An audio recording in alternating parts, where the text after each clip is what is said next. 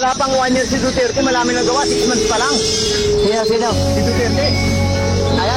6 months pa lang. Oh. Kasi yun ang pangako niya eh. Kaya nga pagtiwala sa kanyang tao. 6 months, within 6 months, ang Pilipinas, babaguhin niya yung sistema. Totoo naman. Sa loob na, naniniwala ka ba? Sa loob ng kanila, marami na siya nagawa. Oo naman. Napakarami niyang Ano nagawa. pa nga nagawa ni Pangulong? Unang-una, ang sabi niya, ibigay natin sa kapwa natin ang respeto. Bigyan natin sila ng respeto. Lalong-lalo na ang mga pulis. Ngayon, ang tanong ng tao, paano pagpapawala ng pulis anak at pinapa? Yan ang lisensyadong kriminal. Sabi nga nila, di ba? Pero, mangyayari yan. Totoo naman. Nangyari. Nga, ang ginawa niya, pinahugot niya lahat ng kalawang. At pinadala niya sa amin. Pero namin. Ngayon, kalawag ka. Hindi ka pwede makarating sa amin. Kasi alam mo ng mga taga ng kalawag na tayo. Papatay kita. So, para magkaroon ng respeto ang tao, kailangan ng may kalawag wala. Di ba ginawa niya? So, nagkaroon uli ng respeto ang tao sa pulis. Kasi nga, siyempre, inala niya lahat eh. Panahon ni Digong. Oo. So, nandun tayong may mga puntong hindi natin malalahat. Diba? Hindi natin malalahat. Pero, disimulado sa ngayon. Sa ngayon ha, disimulado. Pwede mong respeto po. Katulad ng ano, mga panahon na namaan. Pero ngayon, pare, utangin na dati hindi ako sumasagot sa pulis. Ngayon, pag dumada ng pulis, nakita ko yung report. Kasi nga, naranasan din nila kung ano naranasan ng citizen. Diba? Pero habang patagal ang pamumuno ni Bongbong Marcos, ano yung nararamdaman mo? Ano yung nakikita mo? May improvement ba or ano what?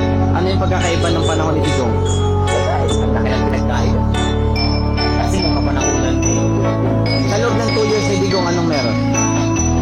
ay hindi na nagkaroon ng takot ang tao. Takot sa sarili na baka pag gumawa ako ng kasalanan, mamamatay ako. Yun. Yun, di ba? Yun yung panahon na sabihan nila, ito na ang pinakamatapang na tao kung gagawa ng kabalbalan sa panahon na Digong. Kasi alam mo sa sarili mo, alam natin lahat na maaaring ikamatay din. Diba? Tawagan na ng buhay mo. Tawagan na ng buhay mo. Ngayon, kaya ko nasabing nanahimik at nagkaroon na respeto ang tao. Kasi, yun nga, binigyan niya kaagad ng pag-iisipan yung tao. Ang sabi pa nga niya, within 6 months, pati kinunin ko ang Pilipinas. Sino pang presidente sa dita ng gano'n kundi siya lang, tuloy na tao, balini. Di ba? Balini na tayo eh. 6 months, pati kinunin mo ang Pilipinas. Ano na? Yung pala, may sarili siyang pamamaraan. Pero sir, naniniwala ka naman. Sa loob ng 6 months ay nagawa na. Nagawa niya ba? Nagawa niya within 6 months. Ano yun sir? Maraming taong nangilag. Maraming taong nangilag na gumawa ng kabalbalag. Kasi nga, hindi limit sa ating mga Pilipino, hindi limit sa kalaman natin na kapag pag gumawa ka ng kabalbalag sa kapanahon ng Duterte, may kalalagyan ka. Sigurado yun. Diba? Ano yung inuuna niya doon sa Ang inuna niya, sir, yung mga kababayan niya kasi, yung mga butante, yung dati na inuna niya, di ba? hindi pa sir, ang inuuna niya yung mga tipagin, yung mga ginyakan. Dito muna ka, yung mga kababayan mo na niya inuna niya, yung mga kung anong problema. Di ba? Kasi nga, nararamdaman niya, wala respeto ang tao sa sundalo, sa pulis, sa... Di ba? Sa gobyerno, wala sila respeto.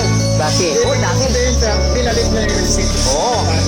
Yung dagad ang una niyang ginawa, kailangan magkaroon ng respeto ang tao sa pulisan, kasundaluhan, para kahit pa paano, matapos nilang mag-open ng problema.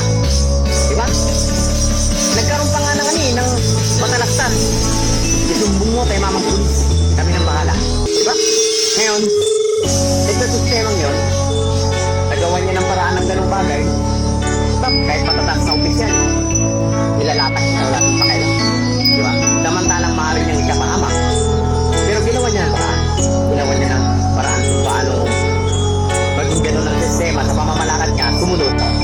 Para nang sa ganun ang Pilipino, magkaroon ulit ng pag-asa. Panahon ngayon ni Marcos, ano nakikita mo?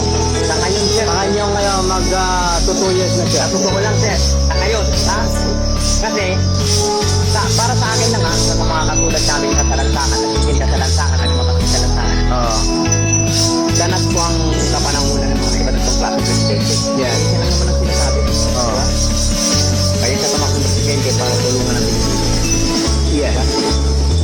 Natupad yun sa salita ni Duterte.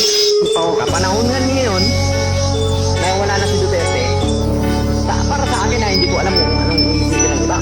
Para sa akin lang, Oo. wala akong nararamdaman pagbabago. Bumalik na sila.